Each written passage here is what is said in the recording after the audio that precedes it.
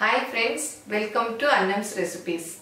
இன்னைக்கு ஒரு multi purpose பொடி, அதாவது சுண்டல் மசாலா பொடின்னு சொல்லலாம், காய்கறி பொரியல் பொடின்னு சொல்லலாம், அப்புறம் புளியோதரைக்கு நம்ம மேலே ஒரு பொடி போடுவோம் இல்லையா, அந்த பொடியை கூட இதை யூஸ் பண்ணிக்கலாம். இந்த பொடியோட கலர் வந்து நம்ம யூஸ் பண்ணுற மிளகாயை பொறுத்து வேற வேற மாதிரி வரும். இப்போ எப்படி செய்யலான்னு பார்ப்போம். இப்போ இந்த பொடிக்கு தேவையான பொருள் என்னென்னு பார்க்கலாம். 8 காஞ்ச மிளகா, 1 டேபிள் ஸ்பூன் துவரம்பருப்பு, 1 டேபிள் ஸ்பூன் உளுத்தம்பருப்பு, 1 டேபிள் ஸ்பூன் கடலைப்பருப்பு, 1 டேபிள் ஸ்பூன் மல்லி. இது 4 ஒரே அளவு.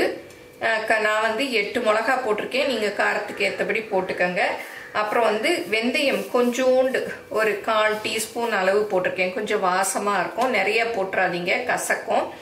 இந்த மாதிரி ஒரு பேன் வச்சுட்டு ஃபஸ்ட்டு கடலைப்பருப்பு கொஞ்சம் நேரமாக வறுபடுறதெல்லாம் முதல்ல போட்டுடணும். கடலைப்பருப்பு, உளுத்தம்பருப்பு, துவரம்பருப்பு 3ஐயும் ஒன்றா போட்டு வறுத்துக்கலாம்.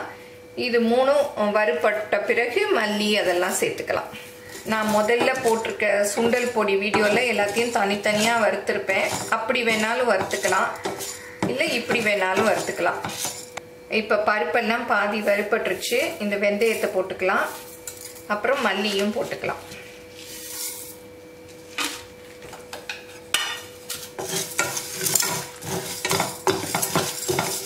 மிளகாயும் போட்டுக்கலாம். இப்போ நல்லா வறுபட்டுருச்சு, நல்லா வாசம் வருது, போதும், இறக்கிடலாம். இல்லாட்டா அப்புறம் ரொம்ப பருப்புகள் எல்லாம் செவந்து கருத்து போயிடும். இப்போ நல்லா ஆறிடுச்சு, இதை மிக்சியில் போட்டு அரைச்சிக்கலாம்.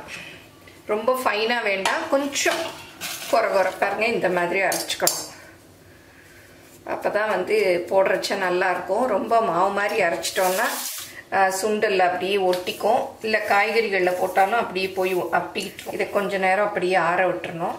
இப்போ இந்த காய்கறி பொரியல் பொடி ரெடி பண்ணிட்டோம். இந்த பொடி வந்து மல்டி பர்பஸ் பொடின்னு கூட சொல்லலாம். சுண்டலுக்கு போடலாம், காய்கறி பொரியலுக்கு போடலாம், அப்புறம் புளியோதரை அதுக்கு கூட போடலாம். நம்ம புளியோதரை செய்கிறோம் இல்லையா, அப்போ பொடி செய்ய முடியலன்னா இந்த பொடியை வந்து போட்டுக்கலாம்.